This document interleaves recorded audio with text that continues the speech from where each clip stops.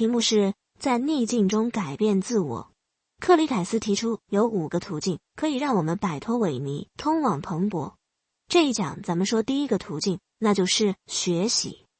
凯斯说的不是学习一个新知识的技术性方法，什么如何加深记忆之类，而是态度上的心法。每个人都明白学点新东西总是好的，但现实中从中学生到中年人，大家都不怎么爱学习。人们似乎失去了好奇心，都是为了考试而被迫学习。那我们想想，有没有什么东西能唤醒你原初的学习动力呢？肯定有。比如现在谁有一个长生不老之法，或者有个一定能从股市中赚大钱的方法，不但效果好，而且还简单，你肯定想学。这说明要想有动力，必须跟自身相关才好。也许你真正想要的并不是那些知识，而是获得知识之后的自己。用詹姆斯·克利尔在《掌控习惯》那本书里的说法，那个动力来自身份认同。我们真正想要的不是学会长生不老之法，而是成为长生不老之人。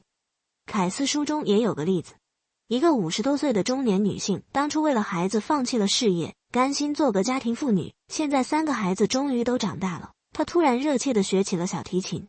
为啥呢？她真正感兴趣的不是小提琴，而是做一个拉小提琴的人。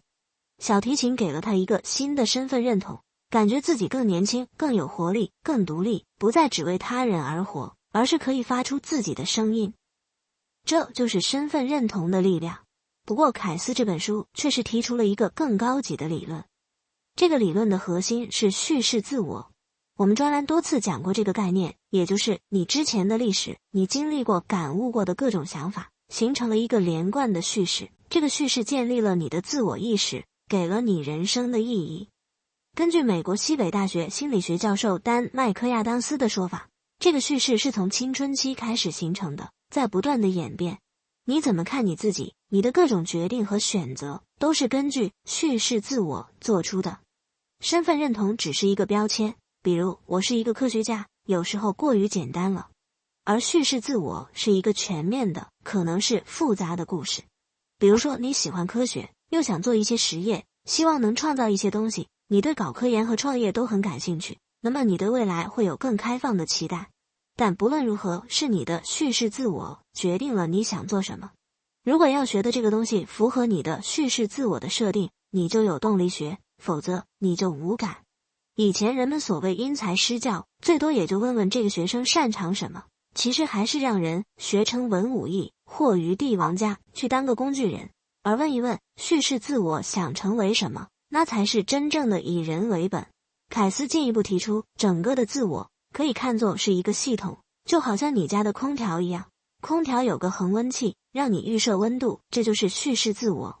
空调会感知环境温度，如果比预设温度高，就吹冷风，低了就吹热风。这就是把外部的信息跟叙事自我做比较。热风代表你的情绪，是你冲动之下想做的事儿；冷风代表你的思考，是你的理性。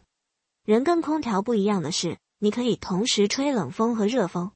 比如你后天要参加一个极为重要的考试，按理说明天应该好好休养生息去备考，可是正好明天有个你特别喜欢的明星来开演唱会，你最好的朋友还送了你一张票，你说你去还是不去？热风说必须去，冷风说不能去。这就是我们的日常。普通人的精神内核大概就在叙事自我之中，所以我们得好好训练自己的叙事自我，让他能做出更明智的决定。理想的情景是让叙事自我发展壮大，学习各种新东西变得越来越蓬勃，但是实际情况往往不是这样。恰恰是你的叙事自我在阻止你学习新东西。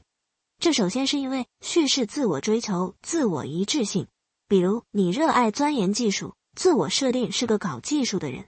有一天公司领导说，你要不要去学点产品思维，研究一下消费者心理学？这本来是个好事儿，可是对于以搞技术为荣的你来说，学习消费者心理学简直就是侮辱。你说我是搞技术的，我不在乎你们怎么取悦用户。再者，叙事自我还总想维护一个正面形象，这表现在每个人心目中的自己都比别人强，所以出了问题就会真诚地归咎于别人，认为自己没错。这就使得我们无法从错误中学习。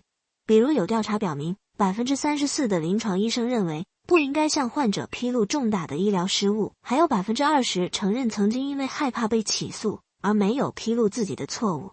这就是我执。我们常说平庸就如同地心引力，但看来最大的引力就来自叙事自我。以前张国荣有首歌是这么唱的：我就是我，是颜色不一样的烟火，天空海阔，要做最坚强的泡沫。我喜欢我，让蔷薇开出一种结果，孤独的沙漠里一样盛放的赤裸裸。你看，哪怕是孤独的，哪怕只是个泡沫，也要做那个我。现代社会成长起来的人就是这么崇拜自我，所以人很难自动改变。那怎么才能让人改变呢？最好的契机是逆境。所谓逆境，用社会学家的话说，叫做压力源，也就是能给你带来压力反应的挑战。你想去跑步健身，可是跑步很累，这不叫逆境。逆境是你身材走样了，想健身，可是你有3个孩子要带，有2份工要打，你没时间健身。逆境是各种大小麻烦，是孟子说的行拂乱其所为。很多人觉得逆境是对我们的考验，应该用意志力战胜它，什么每天锻炼3小时，每星期读1本书之类。但是能用意志力战胜的都是小问题，而且别人还不一定有那么优越的条件。健身网红说每天锻炼3个小时就行，单亲妈妈说我哪有3个小时。咱们看看什么是真正的逆境。凯斯以前有个女学生，原本一直以来的梦想是做个舞蹈家，后来得了一场大病，从此再也不能跳舞了。女生心灰意冷，觉得人生失去了方向，陷入了萎靡。你说这个情况用意志力怎么解决呢？事情的转机是女生偶然听了一场讲女性与法学的报告，感到很喜欢。她就想，我能不能去做这个事儿呢？于是决心学习法学。现在她已经成了一个法学教授。这个故事的道理是，逆境可能是给你的一个提示。也许你的叙事自我之前那个想法是行不通的，你应该换个故事。这才叫动心忍性，增益其所不能。这才是真正的成长。不是用超强能力战胜逆境，而是通过逆境获得感悟，重新发现和改变自己。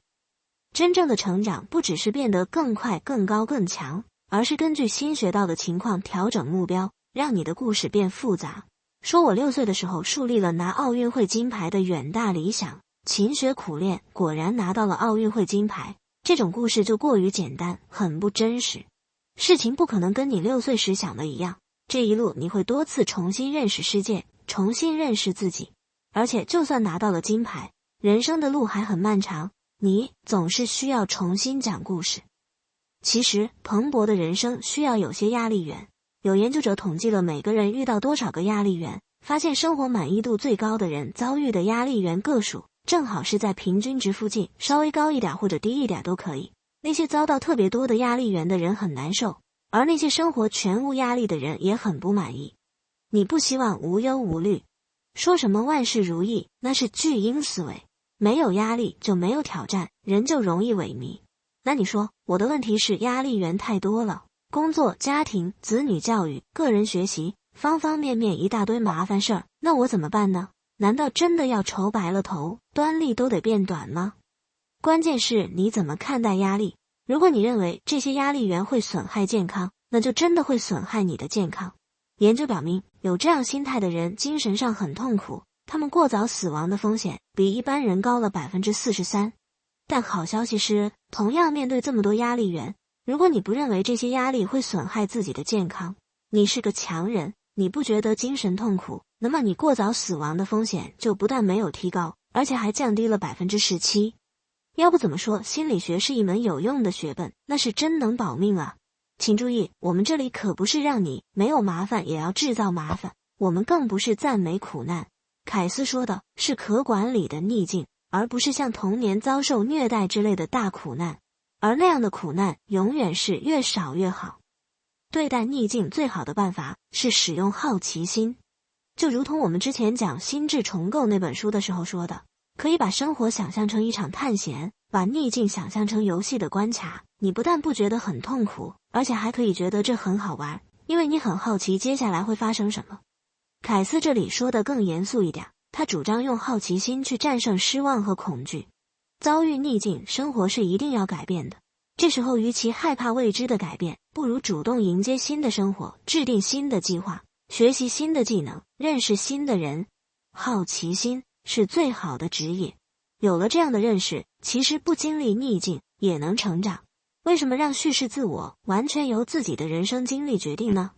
如果你能把眼光放远一点，在全世界范围内找几个英雄豪杰做榜样，说我要成为那样的人，岂不是更好？不要只问我是什么样的人，更要问的是你想成为什么样的人，那么你的成长会更加积极主动。又到禅定时刻，咱们想想小说和电影里的叙事自我。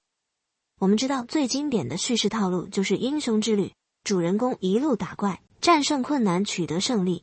而英雄之旅的故事有两种，简单的一种像《三国演义》、古龙的武侠小说和一些纯娱乐性或者宣传性的电影，都是讲英雄一出道就很厉害，只是被情节推着走，也许武力和武器会升级，地盘会扩大，但是性格和思想始终不变。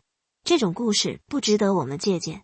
复杂的一种却是主角在战胜困难的过程中，自身也发生了改变。他出发的时候是个天真和单纯的人，把世界想得过于简单，结果屡屡碰壁，总是主角痛定思痛，重新审视一切，获得突破性的感悟，改变了自我，才终于战胜了困难。这样的故事更符合真实情况。人总是先改变自己，再成为英雄。如果一个人的思想永远停留在青少年时代，认准了一个死理，遇事儿就想拼命硬干，事情如果推进不顺利，要么怪敌人太坏，要么怪下边的人执行出了问题，反正我决策没错，永远不知道转向。这样的人岂能托付大事呢？